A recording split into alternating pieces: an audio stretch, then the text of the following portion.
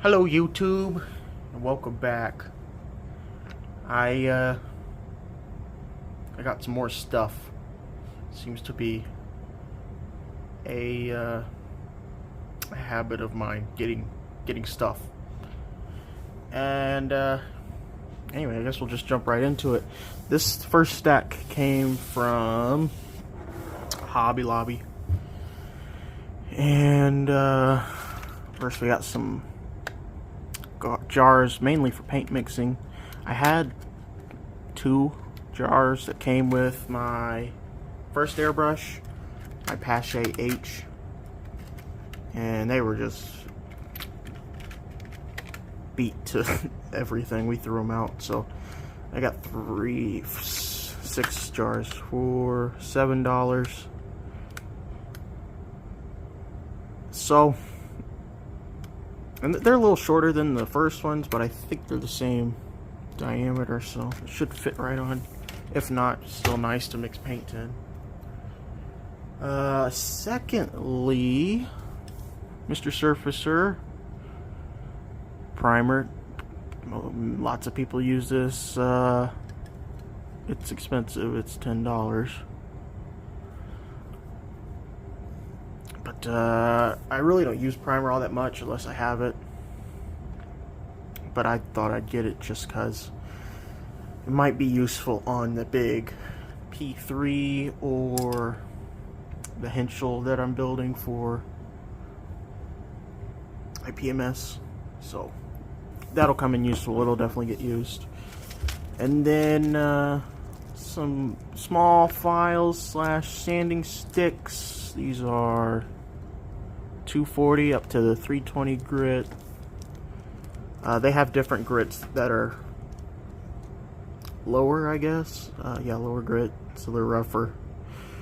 And I just picked these because I don't really need to be hogging away at plastic. This is just for like mold marks in tight spaces, so I got those for. I do need some new full-size sanding sticks, so we'll get those too. And if you see a cat, please ignore him. He's just ornery. And then we got some decal paper for an inkjet printer, which is what I have in the corner there. It does need some sealant, so, but this will be good. There he is. But this will be good for old kits, so you can scan the decals, touch them up in Google Docs or whatever, and then print out some new ones. You can also make duplicates of decals you like, so you can make multiples. So that'll be good. And then Testors liquid cement doesn't need any introduction. Definitely has its place. Of course, I use Tamiya extra thin mostly. A lot of people do, but this also has a place, and I really like it. So, brush is kind of bad, but we can fix that pretty easily. Okay, so I got those for Monday, I think. This is Wednesday that we're recording. And then this afternoon, we went uptown to the antique store where I got the space shuttle and found more stuff. So, I was surprised to find this. It was stashed away in a corner. Osprey book about the Martyr self-propelled gun. And it's a modeling book. There's a Martyr 1, Martyr 3. Yep. It goes through all the different versions, kits, scratch building stuff, figures. And this was $5.50, and this goes for what? 26. Oh, it's Canadian. $18.95. So that's a pretty good deal. I don't have any interest in that gun, but I'm sure I'll pick up interest when I start reading the book. And then a couple Squadron books, which I've had Squadron books before. Go ahead and hand me those books over there. I have Miss Carol helping me. Say hi, Miss Carol. Hi. She didn't know I was going to do that. I've had Squadron books. Here's the ones I have. P-51. This is actually an older one. Let's see, when did this one get printed? Let's see, 1981. So yeah, that's an older one. $4.95. I don't know how much I paid for that. And then M108 walk around, M109. I got this because my granddad worked with those guns when he was attached to the Bundeswehr. So this goes through all the different versions. There's A2, goes up to the A5, and then the A7's in there. That's the A6. The A7 is the newest one in the arsenal. So yeah, there's a fire mission in Afghanistan. And there's the M108, which is 105 millimeter. The M109 is a 155. This only saw service in Vietnam and was actually phased out before Vietnam ended. Because, I mean, if you have that chassis, you might as well put a 155 millimeter in it. So, yeah, just kind of a waste to put that tiny gun on there. And then I've got the Alabama book, the Squadron at Sea book. I've been to this ship. It's in Mobile. Honestly, if you're in the South, it's probably the most visited museum ship for that region. And even if you're in the Midwest, because a lot of people around here will go down to Gulf Shores and Orange Beach and Mobile for vacation. And I mean, if you're going to Gulf Shores, you pass right by it. So, I mean, I bet it sees a lot of visitors. This is a good book. It's read it cover to cover. It goes through the building and the service life, upgrades it saw, paint schemes. That's in 43, I think. After it got went into the yard. Here's it during shakedown. These are great color pictures. It did the shakedown cruise up north, so you can see there's a lot of ice in some pictures. There's a guy, he's cold. Some pictures this thing is just covered in ice. But there's the interior of the gun house. And then it goes, it's got pictures from the museum down in Mobile Bay, which was up in Washington and Bremerton, I think, and then it went down, got towed to Mobile Bay in 65, I think. Could be wrong on that. But then at the uptown at the antique store, I found this, the companion, the On Deck book, which actually is mostly just stuff from the museum. It's a walk around basically just of the battleship, so that's nice. That makes a good set of books. There's that's a pencil of it fitting out when it was in measure 12. But those will make a good pair of books. And then just like the Alabama book, here's the Texas Squadron at Sea book. And here's the Alabama book and the Texas book on the right. It's about twice as thick because it had basically double the service. So it starts out in 1912 when the ship was launched. New York class battleship, coal-fired, as first Navy ship with 14-inch guns. So look at that guy's hat. So it starts off in 1912 and then goes to World War I. She was assigned to a British battle line, I think Battle Squadron 8? Could be wrong. And then Texas actually had a couple 3-inch guns up here on top of the cranes. It was the first Navy ship to have anti-aircraft guns. That's shell plating. That's the bottom of the ship. It ran aground in Long Beach. You know, this is supposed to curve down like that, and it's very concave right there. And then it goes into its service in the 20s. There's a coal barge, because it was a coal-fired ship originally.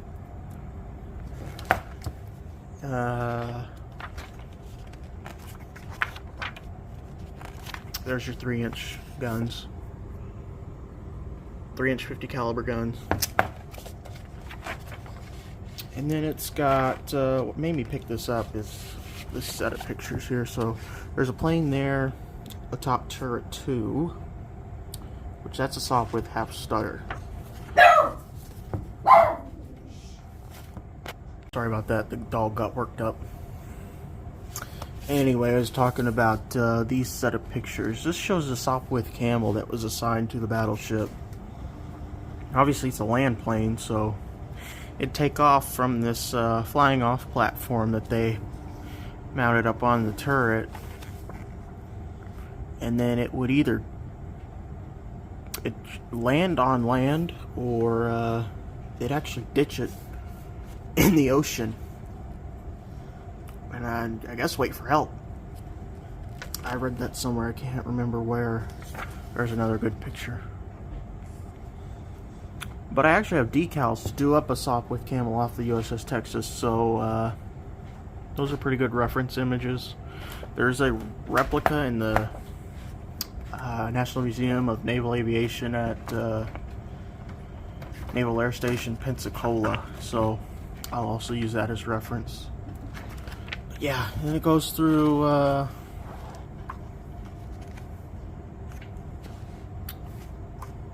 Reconstruction. It's when it pretty much got changed to how it looks now. It was really, in the late 20s and the early 30s, the Navy pretty much redid all of their battleships because they weren't building anything because of the naval treaties, so they all got modernized, and Texas was the first one to do it. It really set the standard. They changed the entire propulsion system. It's still got triple expansion engines, but it's converted to oil now instead of coal, just to fit in better with the supply chain and the battle line. And then Texas was the first ship to have aircraft embarked, and their sister New York was the first ship in the Navy to have a fire control radar in the late 30s, early 40s. But it goes through, there's some color images, that's nice.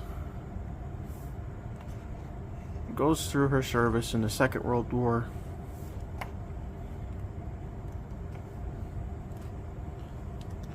All the way to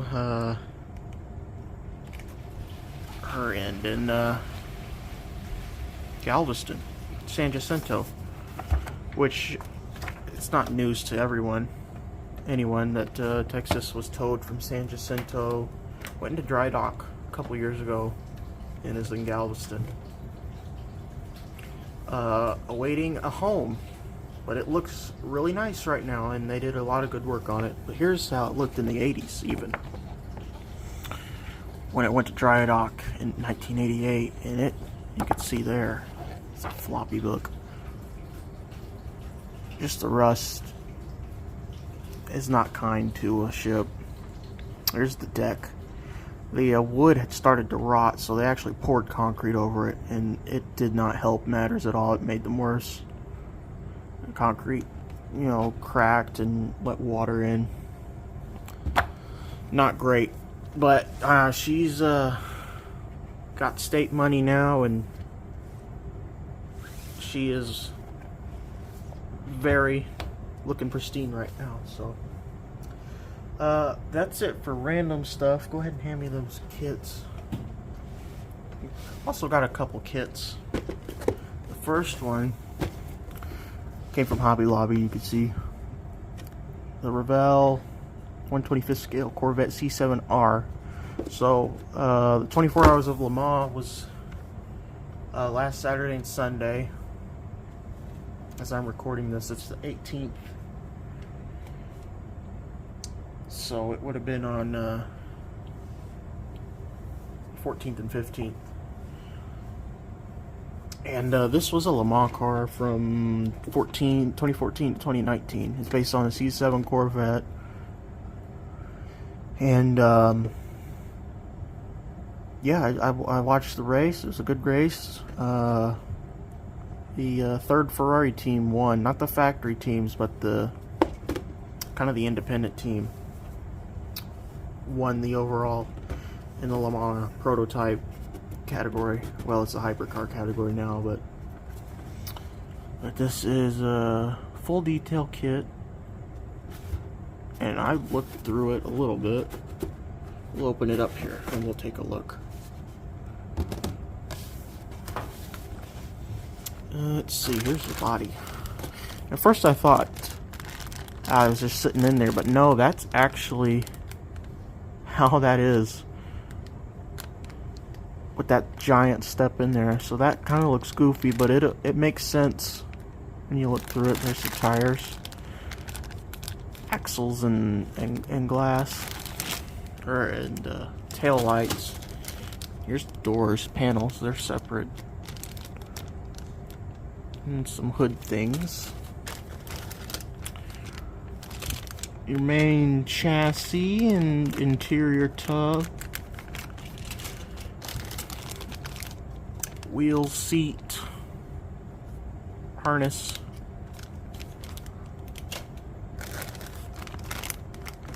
Suspension stuff. Your floor pan, roll bar stuff.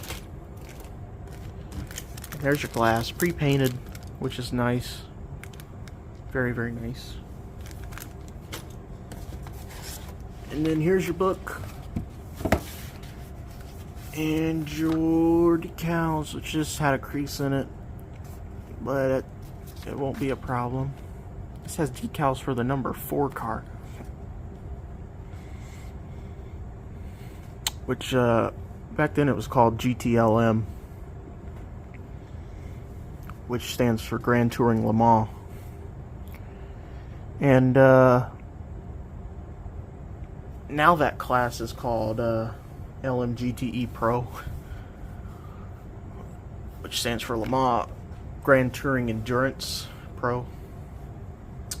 And if you're not familiar with the race, the 24 Hours of Le Mans is an endurance race in France that takes place every year. And they run 3 classes of cars at the same time.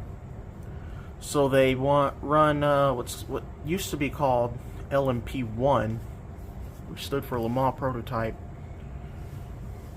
but it got replaced with Hypercar, and they're purpose-built, race cars that are hybrid. Most of them are, I think all of them are hybrid drivetrains, but they have big twin-turbo V8s and electric motors and battery packs. And that's obviously the fastest class. They're always going to win the top spots and they'll win the podium. But then they have 2 lower classes, which is LMP2, which are still purpose-built race cars. They look like spaceships, and they're hybrids. They're just they're older designs. They are old. Some of them are old LMP1 cars, and others are just got restrictions on them, like engine displacement and whatnot. And then they have the LMGT cars, which are Grand Touring cars. They're more hopped up street cars. So like Corvette, obviously. And the Mustang Dark Horse is in that class. And then Porsche 911s. And a couple Lamborghinis and some other things. But this is the Corvette C7R. So this is 7th gen Corvette.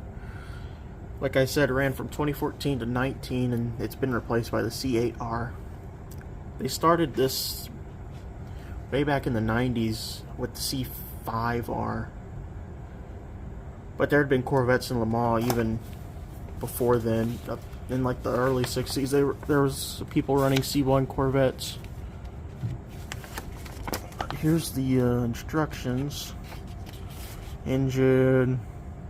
That's pretty simple. I guess when you have a full floor pan, you don't need the entire suspension detail. Simple metal axles and disc brakes will suffice. Your interior goes on your floor pan, headers, airbox, seat, roll cage stuff, your dashboard.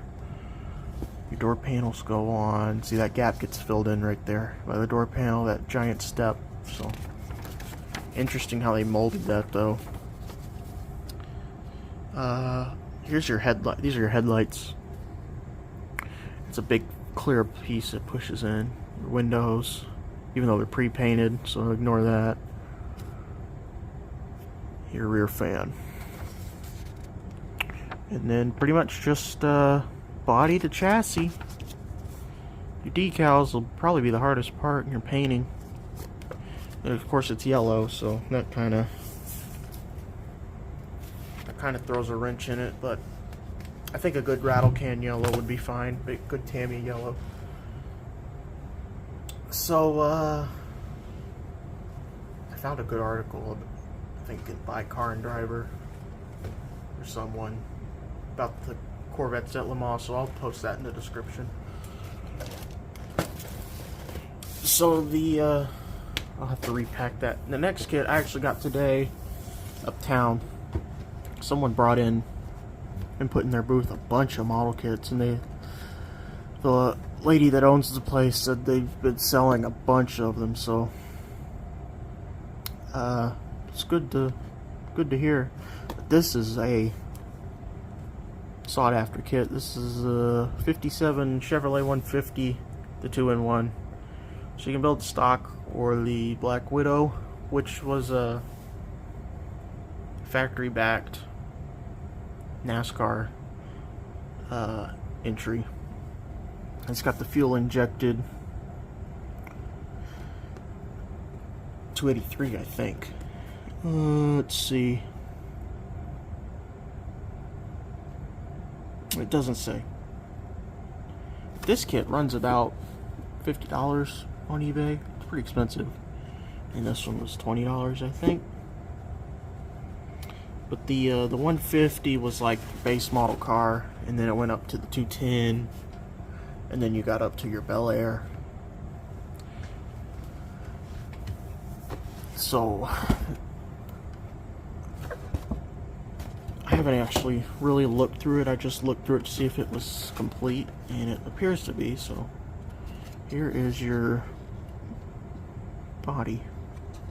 Never made a Tri-5 Chevy, so there is a mold line right there by that piece of trim, so that'll be tricky. It might be better off to take that whole thing off, lay a piece of strip styrene on and glue it down. I'll have to figure that one out. Here you got some pieces, parts. Let's see. Your fuel tank, your firewall, front suspension, exhaust, engine parts. Yep. Your glass.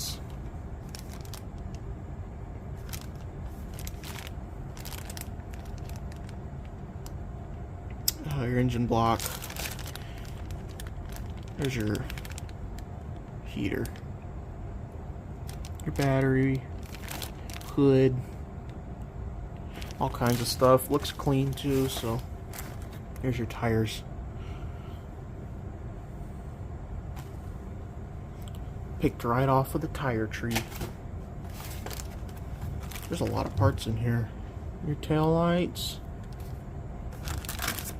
your chrome tree,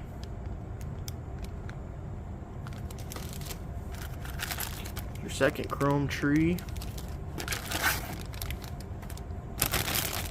and then your floor pan, your door cards, your dash and other stuff, and your roll bar. And then we've got, I made a mess, your book and your decals. Here's your decals. So these look nice. You got your seat patterns, which is nice. And then you've got number 64 car, license plates, fuel injected, Champion badges, Chevrolet badges, and gauges.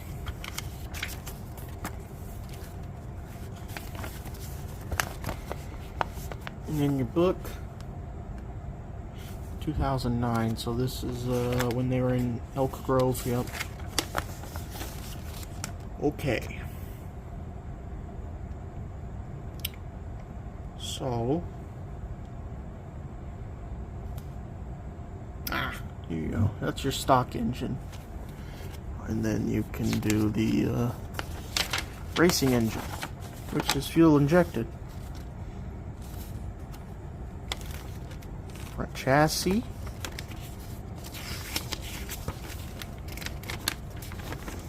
Rear suspension.